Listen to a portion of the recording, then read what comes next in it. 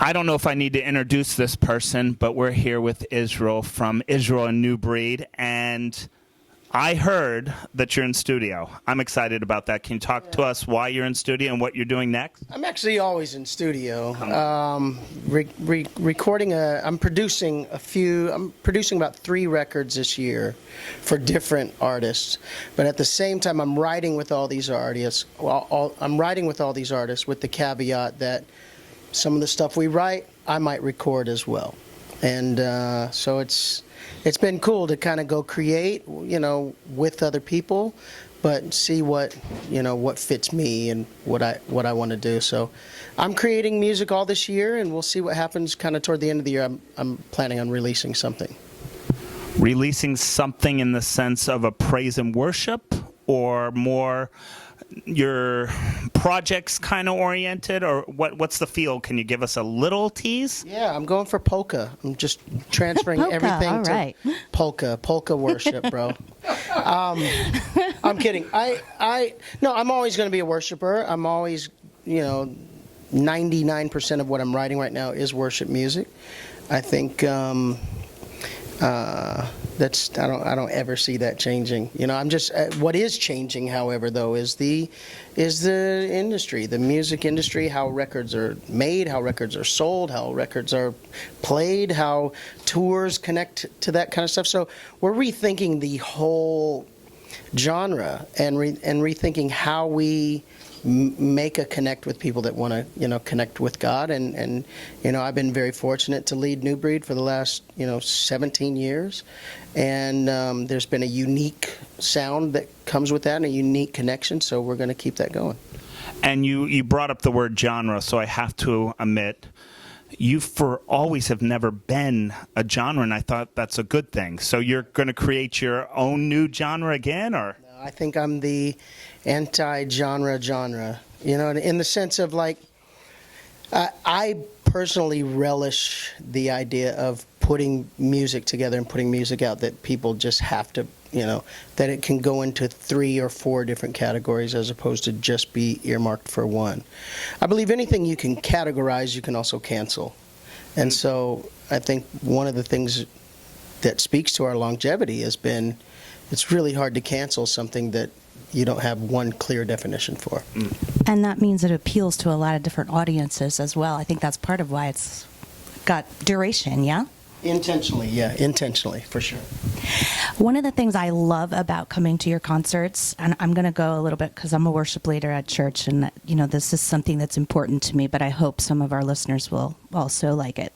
One of the things that I love about your concerts is the way that you blend songs just one after another. It's one continuous stream of music. How do you do that?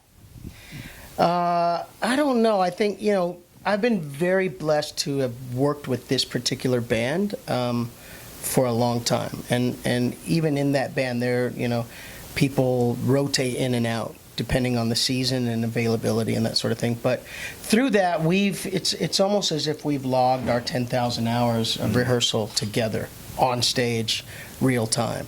And so, I've never been such a perfectionist in the sense of this has to be perfect before we execute it. I tend to execute on the fly a lot of times, and I'm always looking for that edge, that how can I get to that really uncomfortable but awesome place? Like if it goes well, it's going to be amazing, and if it fails, hey, we might find the humor in it and the humanness in it and keep going. And so I've always sort of lived that way, musically, like let's see if we could go explore something real time together. And the band has been so good to just go, okay, these are type A guys, a lot of them that need, I need to know how we're getting there and when we'll, and I just go, hey, here's how we're getting there. We're in the key of E right now. Follow me. And they do a lot of following, and they do it well. It's amazing. You're right. It does. I've never heard you guys make a mistake. Well, you weren't paying attention.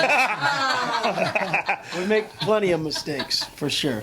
So you've been to Africa, been to Asia, North America, obviously, we're right now. Is there another continent on the horizon? For the Alive In series? Why not? Yeah, I think... Or is it just you need a rest?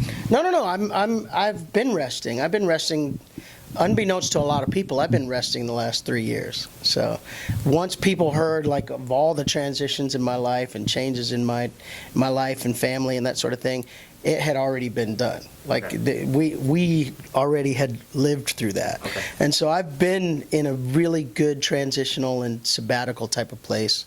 And just, my main goal has just been my kids, making sure my kids are good and strong, and they are. And I'm loving this new season that I'm experiencing with my wife. And out of it has come probably more creativity than ever, because it's coming from such an authentic, broken, open place. And so I can't wait for people to hear what God's been giving us. And stay tuned to Bright Radio and your website. What's your website so we can know when you're on tour? Because I'm excited about always coming to see you. Big fan of you guys. Anytime you're close, we're here. Anytime you're close, and we always play anything of yours because you're outside the box, which I love. And I love that about you guys. I appreciate that. The website is newbreedmusic.com. Very simple, and they can link to all of our social media contacts from there. Thank you. Yeah.